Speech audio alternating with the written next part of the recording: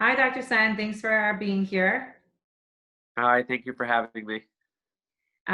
So we had a few questions related to fertility and the vaccine, and we know you are the expert, so we just wanted to hear what you had to say. The first is for someone like myself who's currently in her childbearing years, but not currently actively trying to have a baby.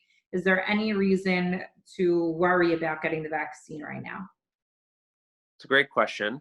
Um, Based on the information that we have right now, there is no reason to believe that it would be unsafe for someone like you to receive the vaccine.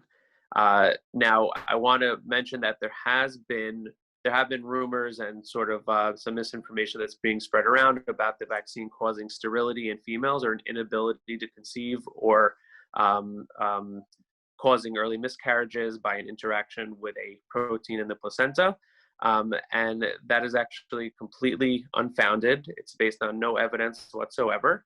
And in fact, in the vaccine trials themselves, there were women who got pregnant in between the first and second dose, and even after the second dose of the vaccine.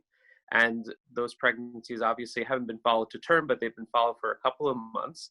And there's been no miscarriages and no issues in any of the vaccinated women.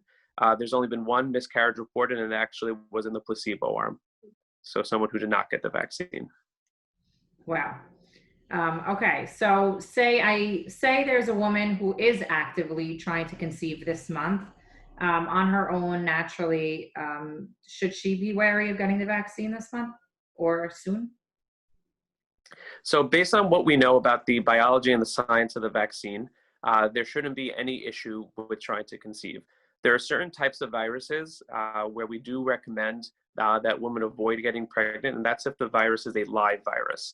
So a virus such as varicella, which is for chickenpox, or the MMR vaccine, we recommend women wait 2 months after completing their second dose of their final dose of that vaccine, in order to get pregnant due to theoretical risks. However, most vaccines that are made, really the majority of them are safe to give in people who are contemplating pregnancy or people who are already pregnant. Okay, and last question. If I'm actively trying but using reproductive medicine in order to help myself get there, whether I'm doing a egg retrieval or an embryo transfer this month, would you be more wary in that case? So this is a question that should be addressed with your individual provider, just because with everything in life, there are risks and benefits.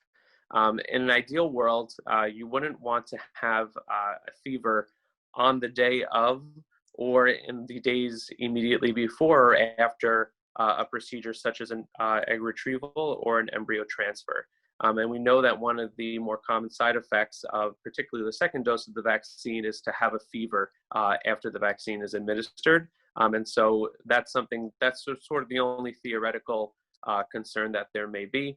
But again, that should be a conversation that each patient has with their physician. Is there anything else you want to add? How about the men? Should they be concerned about getting the vaccine? Yeah, so one thing I want to add first is that, we don't have any long-term data, and I think that has to be acknowledged. We're learning more about the vaccine, about the virus as these months go on, but we do have a very, very good amount of information to base all these recommendations that we currently have on. In terms of men, it hasn't been explicitly studied, similar to how to long-term fertility effects in women haven't been explicitly studied. However, there's no biological reason that we think that there should be any long-term issues with male fertility.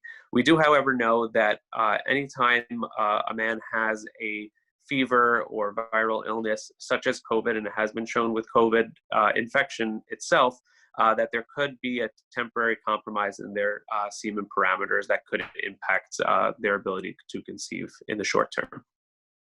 Wow. Okay. Thanks for letting us know.